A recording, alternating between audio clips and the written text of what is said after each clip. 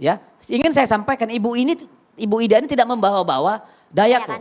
Itu branding yang diberikan kepada dia karena dia memang berasal dari sana lalu memakai katakanlah simbol-simbol Dayak. Tetapi kan dia tidak pernah bilang bahwa ini ilmu Dayak atau apa.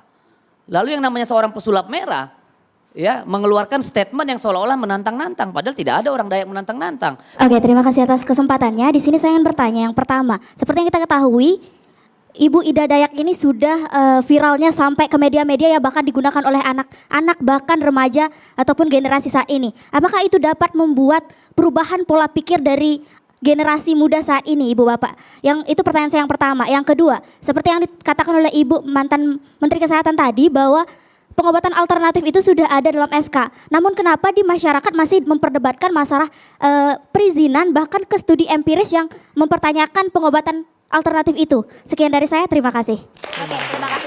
Saya mau langsung ke Bang Deddy kalau begitu Bang menanggapi hal tadi Bang. Giliran jawab gua, dari tadi ngomong orang. Nah kita gantian Bang, silakan. Saya kira ya gini ya, tadi sudah dikatakan negara ini kaya dengan berbagai pengetahuan, local wisdom, pengalaman, tradisi yang gak bisa dijelaskan dengan ilmu pengetahuan. Karena ilmu pengetahuan itu dia itu linear, sekian kali uji gagal. Baru mereka bisa tentukan karena mereka berpatokan pada akal, pada prosedur, pada textbook. It's beyond that. Ini di luar itu. Sangat banyak itu. Ya, saya aja kalau jatuh terpleset, bahkan saudara saya kalau patah kaki saya bawanya ke dekat rumah saya ada namanya guru singa. Nah, lebih sangar lagi. Itu orang nggak pernah operasi, nggak pernah pasang pen lurus tuh barang. Yang enggak, yang ke rumah sakit bengkok, pasang pen segala macem. That's real. Banyak pengobatan alternatif. Memangnya yang namanya Cina itu sudah ribuan tahun tradisi pengobatannya. Bahkan sekarang yang namanya akupunktur sudah ada dokternya. Saya ke dokter, obatnya nggak ada disuruh akupunktur. Banyak. Jadi banyak sekali, gini ya, kalau dibandingkan dengan jumlah penyakit yang ada, kedokteran kita ini nggak mampu menjawab saya kira 10%-nya pun. Yang bisa disembuhkan oleh medis. Ya, ancaman-ancaman kesehatan manusia yang bisa diselesaikan dengan pengetahuan ilmu modern itu saya kira di bawah 10% Bu Menteri ya. Ya, jadi kita janganlah dengan serta-merta menolak, mengkaitkannya dengan hal-hal goib atau tidak goib. Apalagi dalam kasus Bu Ida ini, dia terbuka kepada publik. Yang kita takutkan itu yang di ruang-ruang gelap itu. Itu yang harus kita perhatikan, yang beresiko di sana. Ini dilakukan di ruang terbuka, semua orang bisa melihat apa yang dilakukan.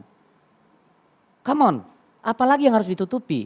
Hanya tinggal kerendahan hati kita mengakui hal-hal yang tidak bisa dikerjakan oleh medis, yang resmi, orang punya jawaban alternatifnya.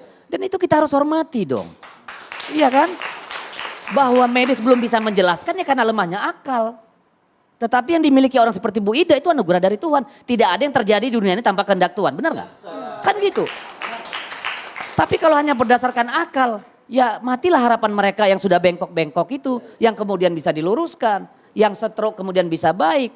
Tetapi apakah dia jawaban dari semua? Enggak. Dia juga mengakui ada yang tidak bisa dia sembuhkan. Dia periksa, oh mohon maaf saya tidak mampu. Ada juga keterbatasannya gitu. Dan tadi kita sudah diberitahu dan dicerahkan oleh Ibu Siti Fadila, mantan Menteri Kesehatan kita, bahwa pengobatan alternatif itu sudah ada aturan SK menterinya.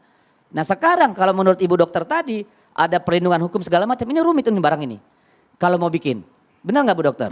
Bagaimana membuat aturan yang baku soal seperti itu? Saya kira pada akhirnya adalah pilihan pada masyarakat.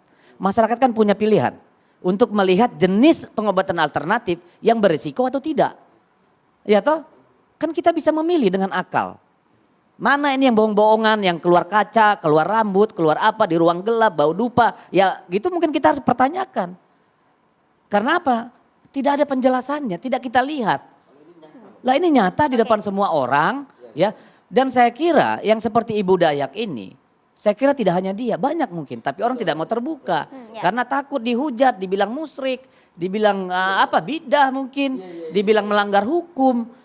Padahal kita yang gagal membuat satu regulasi atau memahami bahwa ini adalah juga harapan hidup orang yang nggak bisa dijawab oleh medis. Itu kita harus akui dulu gitu loh.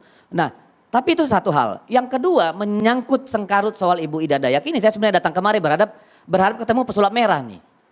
Karena ketika kemudian dia menyerang Kaitkan. kelompok masyarakat di satu pulau, katakanlah suku Dayak, ya.